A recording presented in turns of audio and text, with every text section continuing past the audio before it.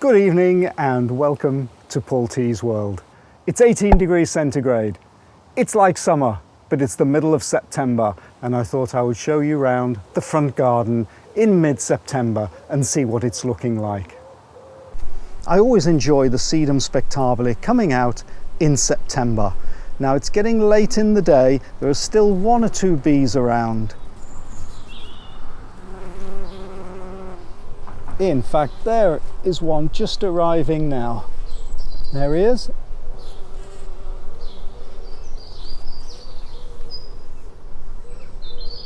Beautiful. This is what I like about this particular sedum. It flowers late in the year. One of the latest to flower. So along with the dahlias, the ivy flowers late, and then these sedum. This is the lighter coloured one, the spectabile. Sedum come in a variety of colours, both of the flowers and the leaves. In fact, I've got a darker leaved one just over here. This one here. It's a little bit darker in the flowers, and indeed the leaves are a little bit darker as well. There's a bee there on it, so there's still some flowers available for them. I love the evening light filtering through the garden. Look at that.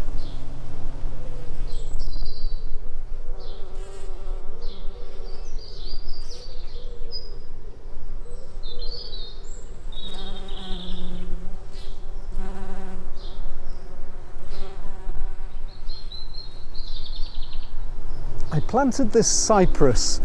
I think it was advertised as a dwarf cypress to give some height to the garden, and it's shot up to the sky. It's nice to have some, oh, just see a small biplane is passing overhead. It's nice to have some height in the garden, particularly if it's evergreen.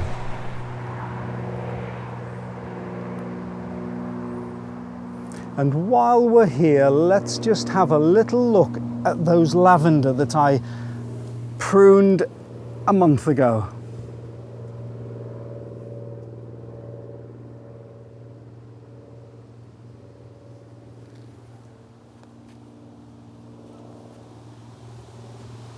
There they are, those are the little ones that I pulled out of the pathway.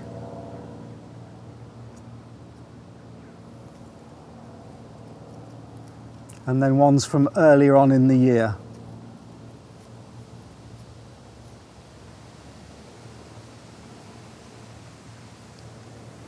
The Hydrangeas is over now. I might cut it back, or I might leave it for the winter. If we have some frosts, it'll look nice on it.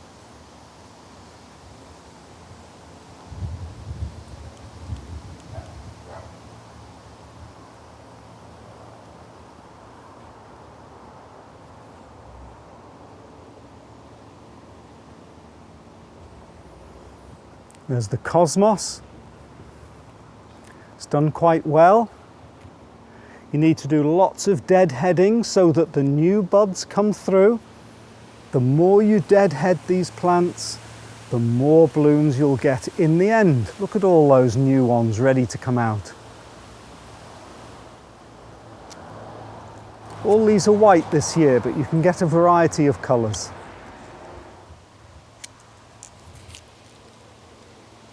This laurel that's self-seeded basically, I've left it there, but I think I might either take it out or cut it back by half. I like some evergreen structure in the garden, particularly a front garden.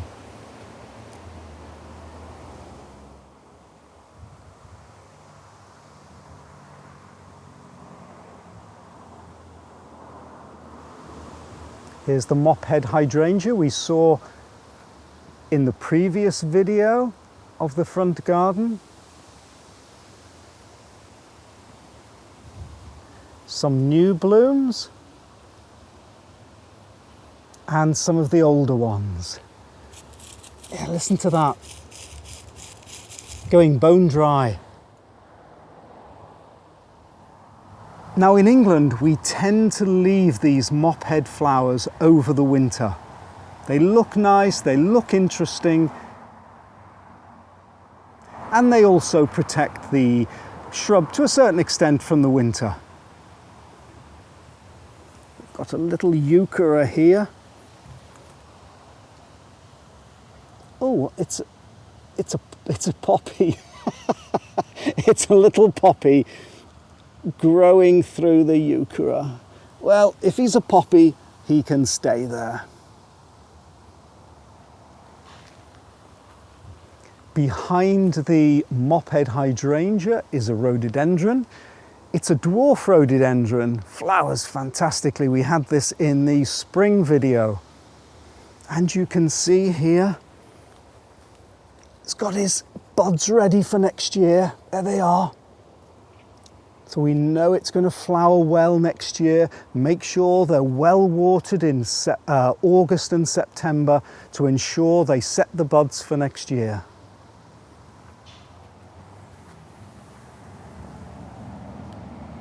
Here's the other rhododendron. Again, it's got its buds ready. The azalea I planted earlier to fill in this bed, and the azalea that was in a pot. Now this one featured in its pot in full flower in my rhododendron and azalea video of a few months ago. But it was getting rather large, so I decided to plant it in this bed. And here we have the, no, it's not an azalea, it's a Hydrangea paniculata. I'm not quite sure of the name. It could be a Pinky Winky, not sure. Now you might say, why are all the flower heads down below? It's because I cut these all off. It was covered in beautiful blooms a few months ago. Then they died off and I decided to experiment, as I do. And the experiment was, could I get a second flush before autumn? This started to grow and I thought, oh yes, we're going to get some new growth and maybe a second flush. And then I noticed nothing much else has happened. So this particular paniculata, I can't get two sets of blooms in the same year. So next year I'll leave them on, even after they've died off, to enjoy them over the winter, particularly if we have a frost. They could look nice. Now the other thing I want to show you in this particular bed is, as I say, I replanted this azalea. Had to cut some bits off as they were getting in the way when I was repotting it. And look at all this new growth from the base. Brilliant. And what do we have here? And here, foxgloves. So these foxgloves have self-seeded this year. So in the next few weeks, when I have time, I'll simply dig these up and put them in the bed where I want the foxgloves.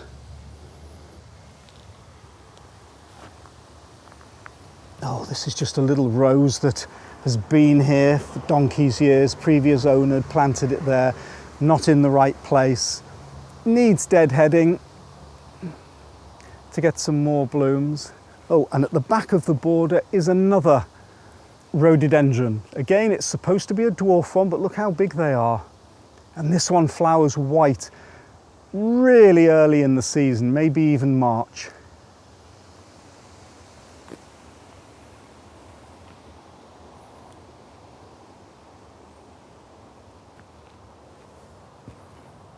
Now I've just rescued two largish azaleas from a friend's garden. So I've literally dug them up. They're about 20-30 years old, and I'm going to plant them in this bed. As we know, I've got azaleas here. Oh, these flower so beautifully, these azaleas. And I've got space in the back there, just in front of the beech hedge, just next to the rhubarb. And I'm going to plant them right in here, along with a couple of large deciduous azaleas. And I'm going to make this whole bed azaleas. I'll just walk on the bed and we can see, look at all these little foxgloves. Oh, lots of them. And they are going to flower, well, these ones here are going to flower next year. They're biennials, so they grow 1 year, this size, grow to this size, and then next year they will flower. And I can see one of those weeds I have around the garden. Let's pull him up. And as a backdrop, we have the choicea. Beautiful white flowers early in the year. It's growing really vigorously in front of the red camellia. And let's just have a look to see if this camellia has set buds for next year. And it has. There we are. There's the buds. Already set for next spring.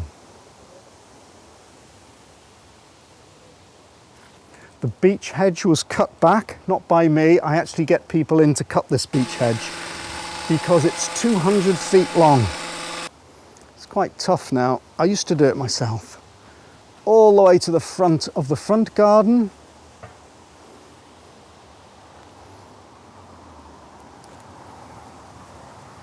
All the way to the back of the back garden. It just needs trimming back, clipping once a year in late July or early August, giving it enough time to grow new leaves. In fact, I can see some new leaves just here. See these new leaves? So those have grown since it was pruned in early August. Many of these leaves will in fact stay on the hedge through the winter. And I've just got some rhubarb here. Some more foxgloves. These will be moved, so I'll have a nice display of foxgloves next year.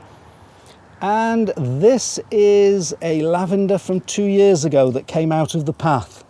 Not in the right place, so that will be moved as well, because this is going to be an ericaceous bed. So really, with these two new large azaleas, I'm sure we'll be okay. I dug them out all right. They don't have a big root ball, azaleas.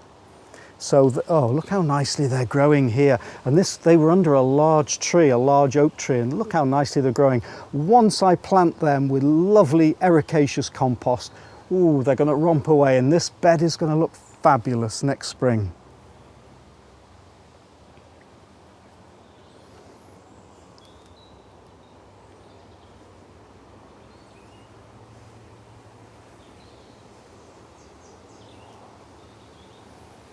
This fir tree was planted by a previous owner, and it was about 4 feet when I moved in.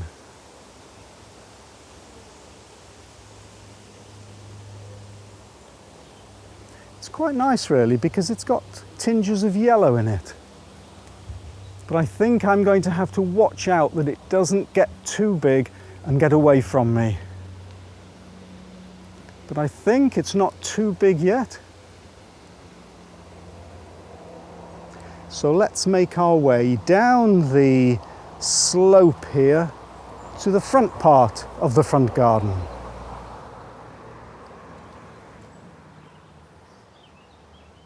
Where we have the penstemons. Now, I've neglected these penstemons. They were really nice about 15 years ago.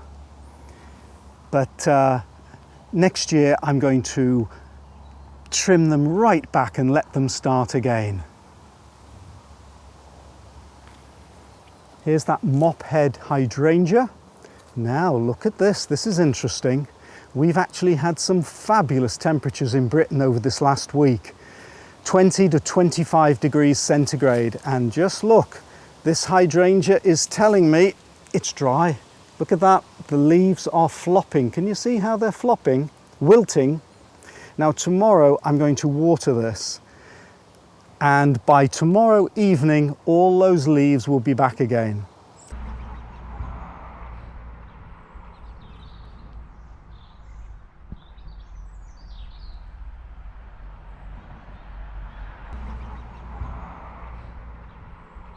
And let's see if these will flower.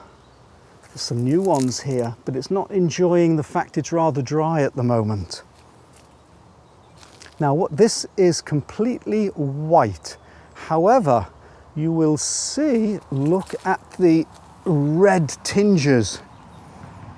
Now this isn't the colour that they're turning. In fact, this is a, what is it, a fungus? Now I heard on another YouTuber's channel that I think it's called botulitis or botulitis. I'll put the name up, and it's on the leaves, and this is the plant fighting back against it. It's not going to do it any harm, but that's what those red tinges are. See here, this hasn't got any red on it.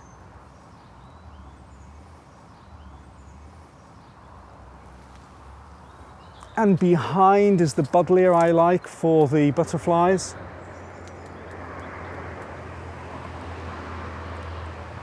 Next to it we have a malus, a crabapple.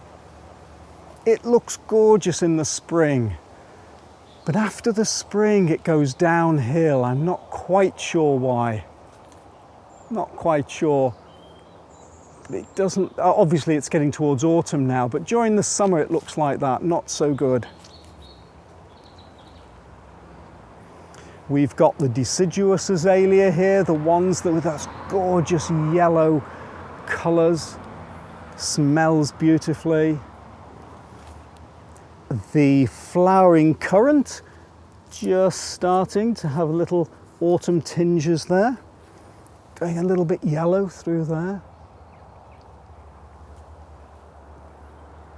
And the forsythia, growing like crazy. Quite a brute, the forsythia. The first plant to have its flowers in the spring, yellow flowers. I'm not going to cut these off because there should be, hopefully, a lot of yellow flowers along these fronds, along these stems in the spring.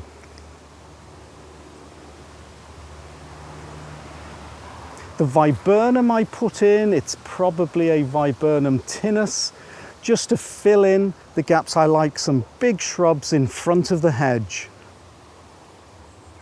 The potentilla's done really well.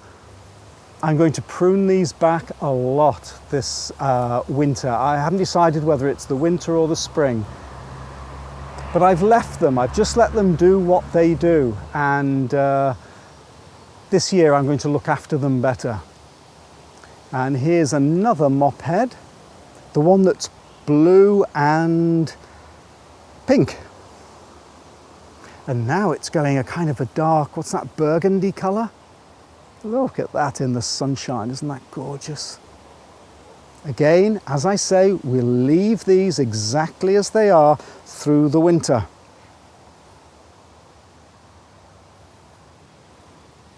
There's one here, this one didn't flower. I didn't take any cuttings this year. Maybe that would have been a good one to take.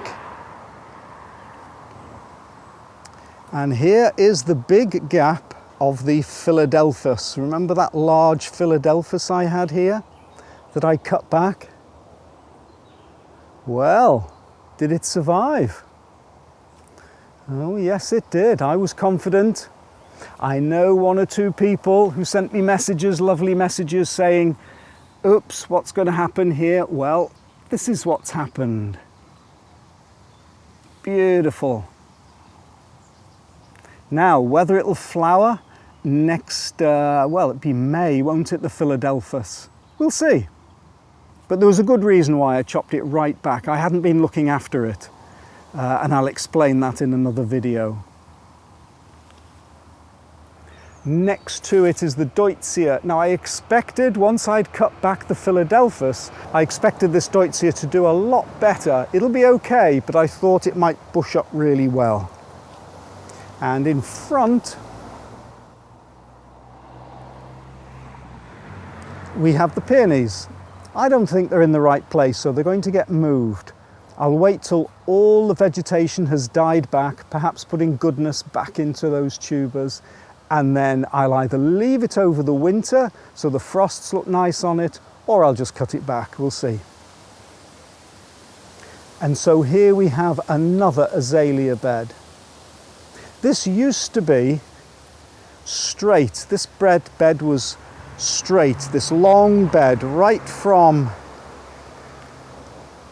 the acer here, sorry, the maple, not an acer, right through and up to that mop head was just a straight border, and I decided to put a couple of curves in it. And this curve has become, at the front anyway, azaleas.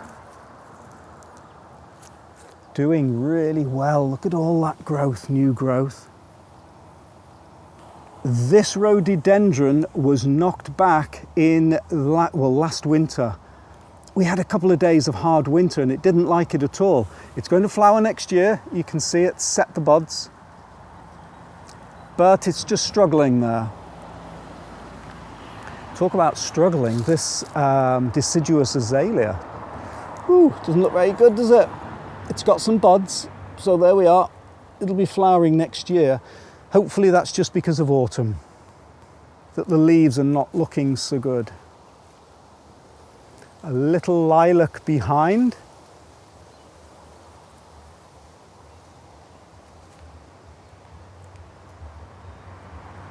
The Drummondii maple. It's got those lovely variegated leaves that we saw in the spring videos with a lovely sunshine on the new fresh leaves.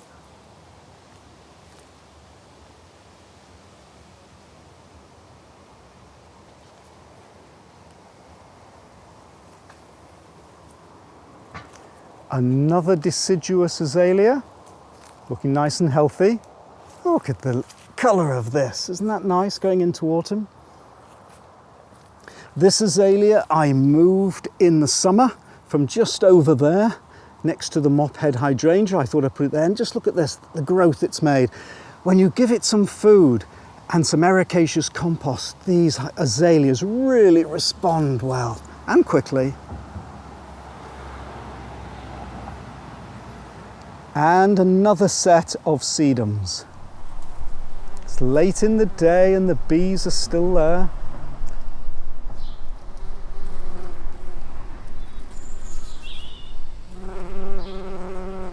Once again, there are two varieties here, the sedum spectabile, the light coloured one, that for me seems more vigorous and really does well each year. And then there's this one here, I've forgotten the name of it. Look at the dark leaves here. It's nice, but in fact it doesn't look bad there. Oh, let's just get this out of the way. But the leaves often get eaten on this darker one. Oh. I was going to say, the spectabile leaf never gets eaten, and there's one that has. But there we are, sedum spectabile. And I've also got, that doesn't look like a sedum, couch grass in amongst, needs to get pulled out. And what I did this year, I gave it the Chelsea chop, or at least some of the front stems. Chelsea chop means, I think Chelsea, the flower show is in May, and that's the time that we chop back some of the perennials so that they don't flop, the flowers are better and they're more vigorous and you get more flowers, and you stagger the time that the flowers develop. So as you can see here, these ones are getting towards over, and look at this, these ones that got the Chelsea chop, they're still to come out.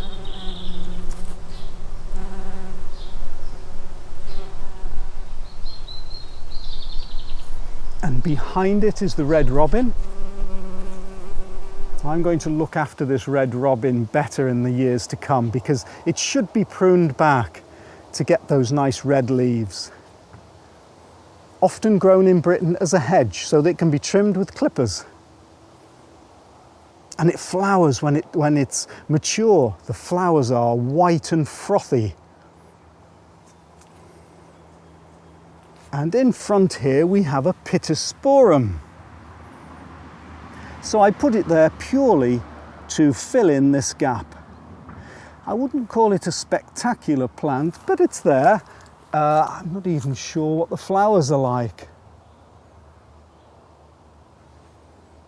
And behind we've got the twisted hazel, contorted hazel. That's one of the leaves from the maple. This is nice in spring when the catkins come out.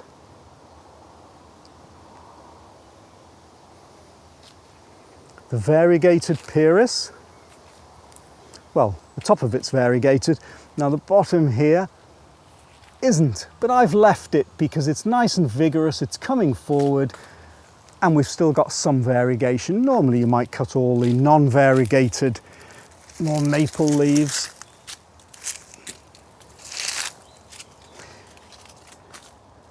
But I think that the variegation at the top, I'll leave the non-variegation down below. There we are, nice and vigorous. So this will be covered in lovely red leaves in the early spring. Sometimes the red leaves come out too early and the frost catches them. Just depends on the year. And now to the rhododendrons. This one really flowered well this year. Looks to me as though this is lack of water. Not so much autumn, it's lack of water, but is it going to flower next year? Yep, it is. This maple, the leaves on this maple go everywhere. So I think it's going to be okay next year. It's got some buds. So it's good that the rhododendrons and the camellias are given lots of water, probably the azaleas as well, in August and September as they start setting their buds for the next year. There's a gap here, and in this gap was the deciduous azalea I moved to further up the bed. And so what's taken its place are hellebores. These have all self-seeded. Geranium.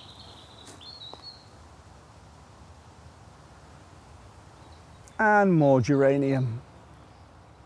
So what I'm going to do with this gap is I'm going to let this rhododendron and this one come together and fill in the gap.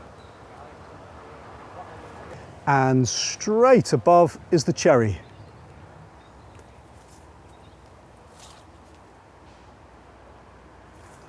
Pretty cherry, flowers really early.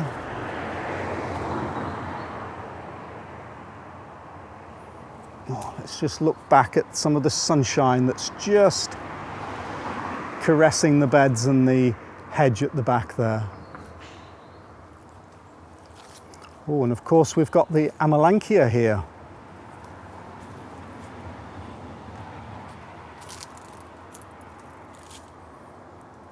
Lovely little tree. Really pleased that I planted it in the middle of the lawn. Pretty flowers in the spring. And it's just starting to get some autumn colour.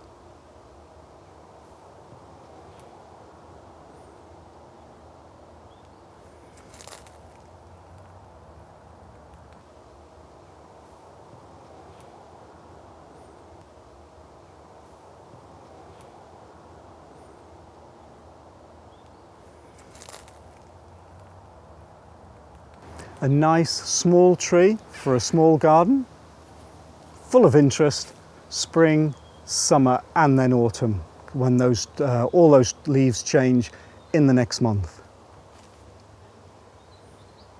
We'll just pass by the Magnolia stellata, regular as clockwork this flowers.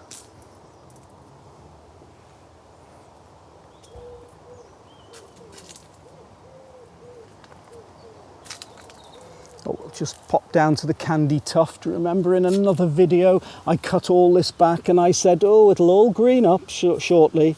And there we are, all greened up, ready for some lovely white flowers next spring. And next to it is this geranium. It was getting floppy. It was growing about 2 or 3 feet higher than that. The flowers were just about finishing, so I cut it right back. And that was only about 2 weeks ago. And when I say cut it right back, I mean right back to here. And look at this. Within a few weeks, it's back to here. If I'd done it a little bit earlier, it would have flowered again. Probably just too late for it to flower again this year. Another rhododendron. Oh, look at these buds. It's going to be nice.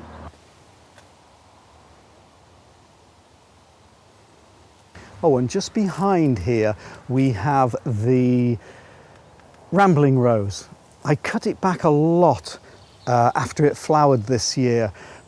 The rambling rose flowers on the previous year's growth, so if you're going to cut it back, do so just after it's flowered to give it plenty of opportunity. Look, it's grown all this.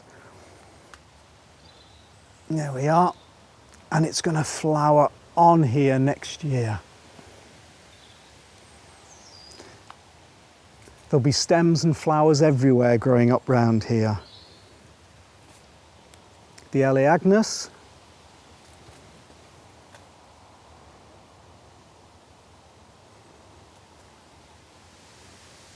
The butter-coloured lilac.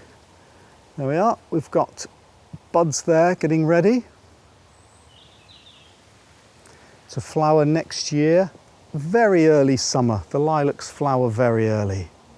And that rambling rose I've just mentioned has decided to put up some more flowers. They're only supposed to flower once in the year. But you see here where I've cut it back, it's put up new growth and decided to flower straight away. There's a number of buds there, I can see. Oh, and right up there as well, there's some more in the hawthorn, just through there.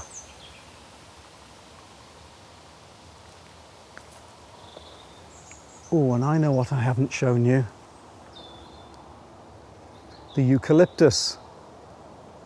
Let's go straight back to the eucalyptus, the famous eucalyptus. Gunny. And there we are. This is where I made the cut and the new little bits of growth, and look at this now. Lovely and bushy. All in 1 year, less than a year. We'll just move back, go past the amelanchier to the dogwood. The other plant that's right in the middle of the lawn. Dogwood Cherokee.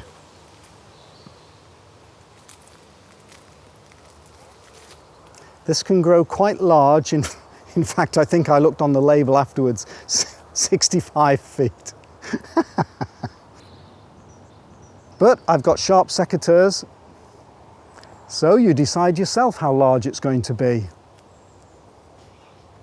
Tinges red. Yeah, beauty, beauty. It's really put on a lot of weight this last year or two.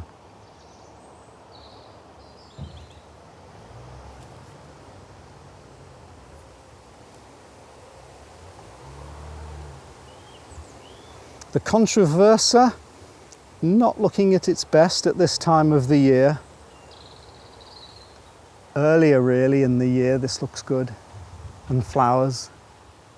Yeah, it's still doing all right. Variegated controversa. Cornus controversa. Dogwood. We've got in this bed, we have another choice here. This is the Ternata. The other one was the Sundance, the lighter yellow coloured one. This one flowers better with lovely white flowers. and a potentilla.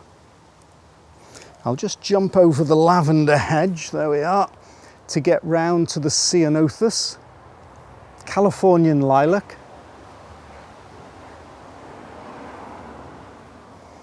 Decided to flower again. It flowers very early summer.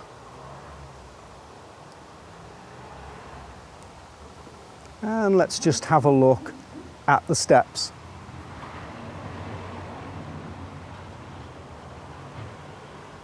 I've done a lot of cutting back. I've cut this potentilla back for various reasons early.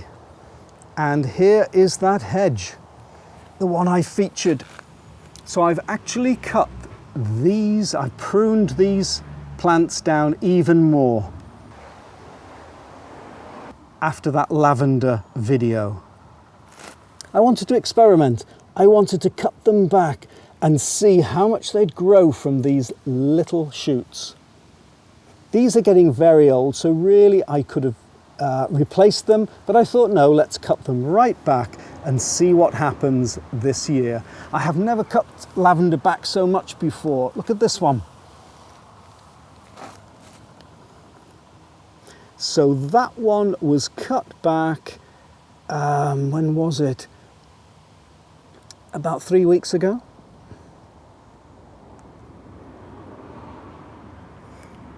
And we'll see next summer how they do. I've still got a couple here that I can take out of the path here, that these two can come out.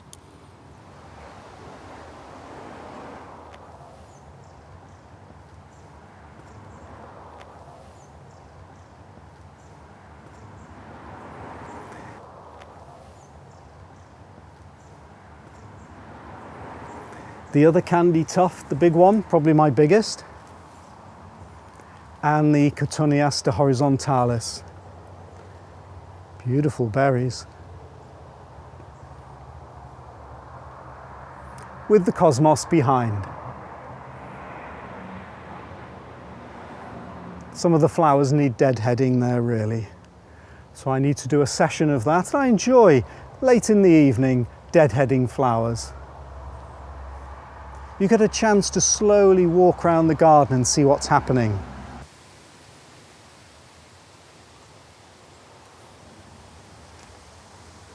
And on the other side here, we have that pink hydrangea. Some of the flowers, the blooms well over. And look at this, it sent up some new ones. Oh, look at the size of those petals. Unusual, that size.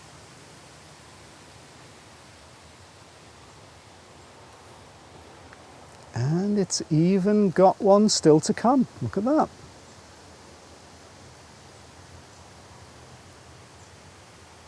The Weigela, the variegated Weigela, I've cut that back a few times now to keep it off the path, but I like it a little bit over the path, but not too much.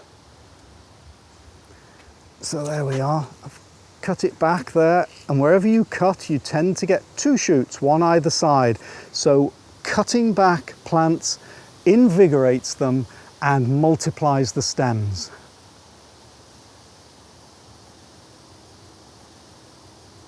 The Escallonia looks sad at this time of the year. Some of the leaves start to go yellow with that black spot. But here where I've cut it back, look at all these shoots that have come out.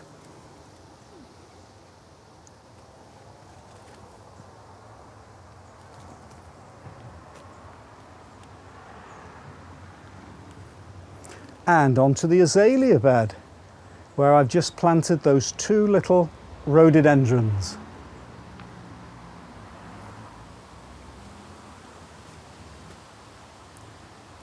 The large viburnum as a kind of privacy bush, and I like some large shrubs. I love the large shrubs. And they flower, often flower very late and over the winter, and here's some of the little flowers. And also some berries. Oh, and here's some flowers. There we are.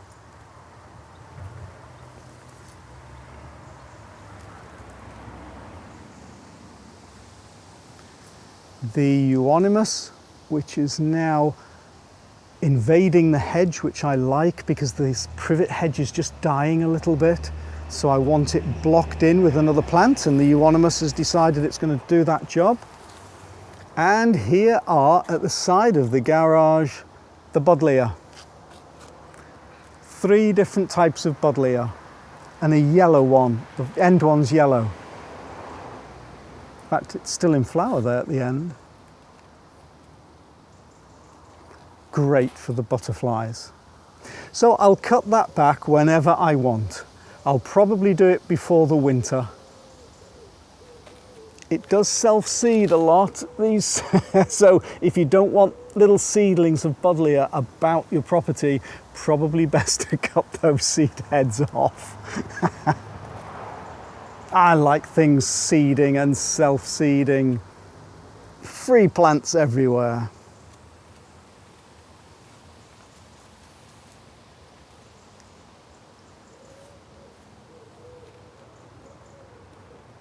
And we can move directly over to the 2 climbing roses.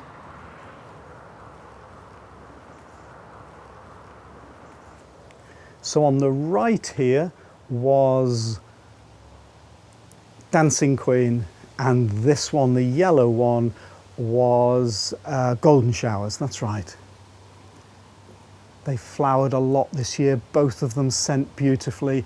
And I seem to remember on a previous video, when they were in flower beautifully, talking about the Dancing Queen, saying it was a bush and it didn't know it was a climber.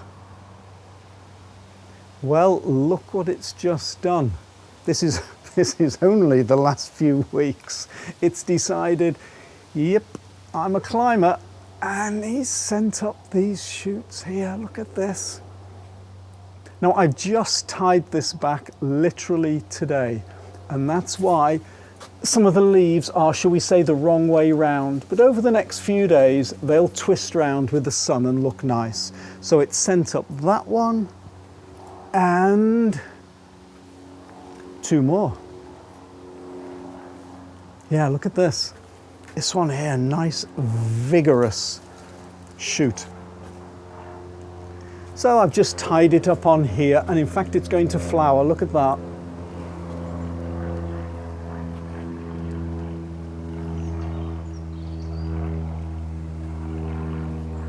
And then another shoot here,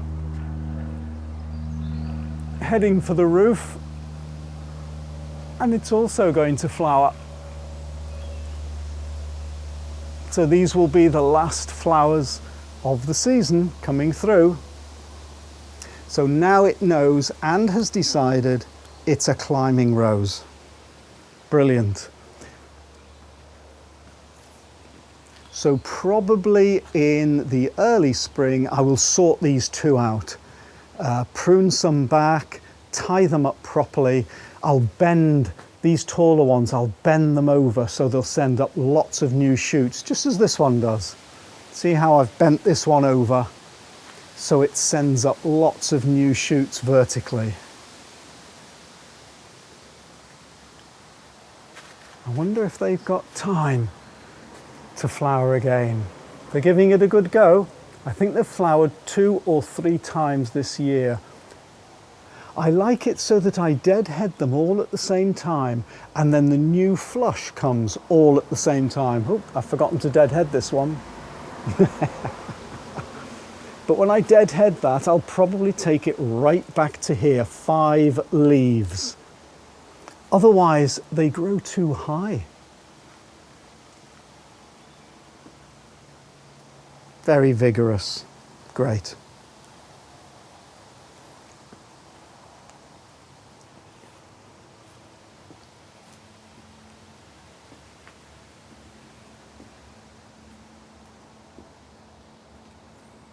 So to finish off, we'll move over to the hydrangea that I featured in a previous video. Yep, it's a lace cap hydrangea, this one. Now, what was it called? Black Zorro, that's right, it was called Zorro, where you have these black stems. So what I'm going to do with this one is prune it back quite a lot next spring. so that the black stems emanate from right down here. So that's what I'm going to do. And I hope you enjoyed my little walk around the front garden in mid-September. Lovely time of the year, a little bit of summer, a little bit of autumn. So I hope to see you next time in Paul T's World. Bye.